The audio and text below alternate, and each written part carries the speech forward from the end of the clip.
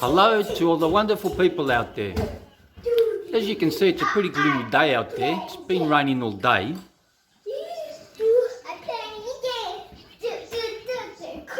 Hello, Aunt Mary. How are you? What are we doing today? I'm fine. Video. James, what are we doing today, mate? Are we doing another video? What's the video about? Do you know? It's about James. Mary Catherine, you want to make another video? That's the aeroplane. Yeah, we just made this Lego aeroplane. Look at that. It's going to fly up in the sky, yeah? Yes, it will. So anyway, there's my wife busy. She's just been watching a Philippine movie on her cell phone. Anyway, I'll go off to the bedroom and I'll do the rest of the video. So see you all there. Okay, so here I am in the bedroom now. So we'll continue from where I left off on our last video.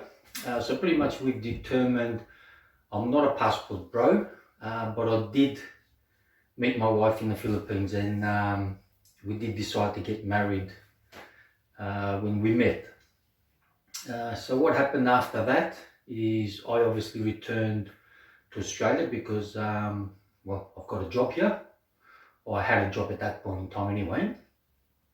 And the plan was to get a prospective marriage visa so I can bring my fiance at that point in time to Australia so we can get married. Now, I broke one of my golden rules anyway. I asked someone for a referral for a migration agent. Now, in the past, I've sort of kept away from that sort of thing because every time I've used referrals, they've never worked out. So pretty much, you know, what seems to be good for other people isn't good for me. But anyway, I asked a work colleague, oh, do you know any good migration agents? And they gave me a referral, yeah, these good migration agents and so on. So I went over there, whatever information they asked of me, I provided. They submitted the visa application, but the visa application was rejected, which pretty much reinforces, you know, what's always been true for me. You know, what is good for others is not necessarily good for me. Now, they did lie to me, so otherwise I wouldn't have proceeded. I would have, you know, gone over to plan B. So anyway, plan B.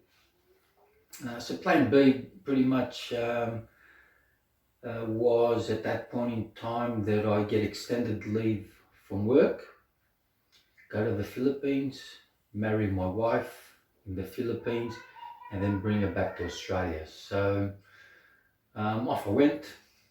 Over to the Philippines, went to the relevant sort of authority, submitted the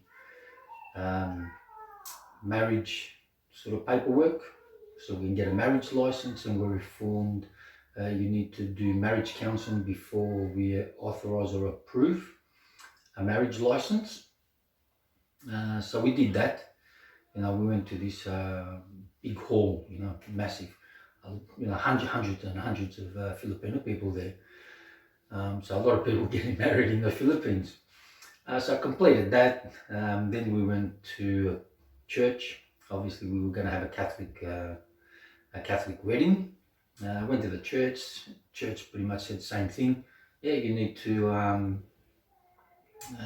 do marriage counselling with the church before we can hold the ceremony for you and marry you. So off we went to that one. Completed that. Following that, the church also had the requirement that we do a, what do they call them? A confession. So we did that as well. So everything was done. Church booked, reception booked, and off we went. Got married, had a great sort of church, great, you know, great setup. Had a great reception. We had a reception at Max's. which is primarily a chicken, fried chicken. But I also got one of those big lechon pig for anyone that doesn't know what a lechon is. So we had a great wedding, great reception. And I'll include some photos as well so you can see our wedding and our reception. So yeah, that's me in the Philippines when I went back to get married. So yeah, looking clean, looking fit, looking healthy, and good looking. So yeah, I took some photos there. And there's my wife Annette. So this is when we went to Star City. So yeah, that's a picture of Annette at her home. There she is again at home. This is at her home in the Philippines, where she lived. And there's a picture of us together at her house in the Philippines, before we got married, obviously. So we're getting ready to get married. Yeah, so that's me walking down the aisle in the church. So you can see all the decorations, the flowers. So it was a pretty big church actually, you'll see. Yeah, so there's the father. This is where the father is sort of reading, all the stuff that needs to be read, obviously. So we're listening patiently.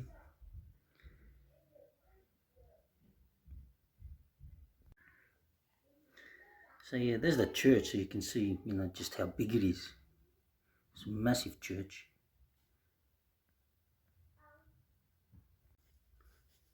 Yeah, so there's the other side of it, so you can see just how big it is and how nicely decorated. So we got the premium package for the decorations. My wife wouldn't have anything less.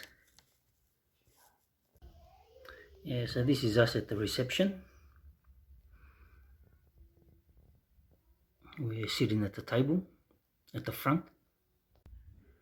Yeah, and there we are with our cake. We're cutting the cake here. We're going to cut the cake. It's a beautiful cake.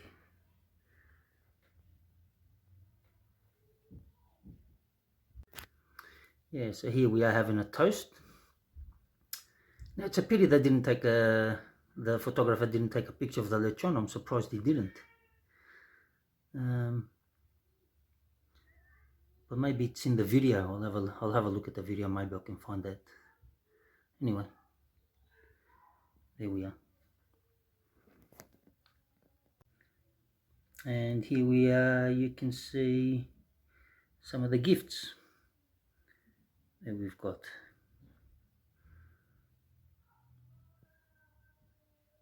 Now, following our wedding, what I did is I submitted an application for a holiday visa for my wife so she can return back to Australia with me. Otherwise, she'd have to stay here for another year or so. So we submitted the application. Then we went on our honeymoon. We went to Boracay, beautiful island. We had a hotel, or booked a hotel in Station 3, which is the quiet side of Boracay, the island. Nice place. He had standalone huts. So it wasn't sort of, stories and stories of hotel rooms. It was standalone bungalows in a sense, which is really good. Gave us our privacy. Walk out, I don't know, 20-30 meters to the beach. So that was great. So following that, obviously, went back to Manila. Waited for the application that we had submitted to be approved, which was. So we got 1 year. I did the application for a year to have Anne-Marie on a tourist visa for a year. But what they've done is, instead of giving it for a straight year, they did it 3-month periods, which meant that yes, My wife can come with me to Australia, but every 3 months we have to depart Australia, go back to the Philippines, and then come back to Australia, which, this whole debacle, sort of cost me a fortune, having to leave the Australia every 3 months. So much for our politicians and the policies, whatever the systems they've got in place, which are not very good anyway. I shouldn't be saying too much about that. So that was done, and pretty much I still needed, obviously, to do an application for a permanent visa, so my wife can stay here. There's not on, being on a tourist visa and having to go back to the Philippines all the time. So what I did is I looked on the website, what the requirements are for a visa to, permanent visa. And all I kept on getting was all these disclaimers, if you do this, it doesn't mean that we're going to approve your visa application. Or if you do that, it doesn't mean that we're going to approve your visa application. And I thought, that's not good. So I telephoned the Department of Immigration here and I said, look, give me the legislation of what the actual requirements are to get to get my wife on a permanent visa. And I said, oh, why don't you just look on our website? All the information is there. And I said, well, you might have a lot of information there. I said, but it's not good information. I prefer the legislation. And I was actually surprised I had it. And they sent it to me. So I started preparing all the requirements for the visa application, the permanent visa application to keep my wife here. And one of the trips back to the Philippines, we went and submitted the application. So the process there pretty much was my wife had to complete a medical, which we did. So we went first to a hospital, completed the medical at the relevant sort of place, and then we went to submit the visa application at the Australian Embassy, which was, I had a big folder like this and another 2-3 folders on top of that. So we went there, our turn come up, and I've gone there and I've said, look, I'm just submitting a visa application, for my wife to stay in Australia permanently. And I've put all this paperwork on the bench, and the lady saw it bounce back, and what's this? She was surprised. And I said, well, it's what you asked for. She said, oh, nobody does this. And I said, well, I don't know what you're talking about. I said, it's what you asked for. It's what I'm giving you, for the visa application. Anyway, she took it off. And I was actually surprised because, on the websites they've got, it takes at least a year and it can take longer for us to assess the visa application and so forth. But they sort of did very, very quickly, which surprised me. I thought, well, that's a surprise. That's a pleasant surprise. So my wife's permanent visa application was approved, so she was able to stay here in Australia permanently. Now, if you like this video, share, like, subscribe, and turn on notifications. Now, I think I'm going to do another video. We need to do, obviously, part 3 on how James was made. That will pretty much go through what we did here in Australia when my wife came here, and just let you know how my wife got her Australian citizenship. So until next time, have a nice one and see you next time. Thank you for watching.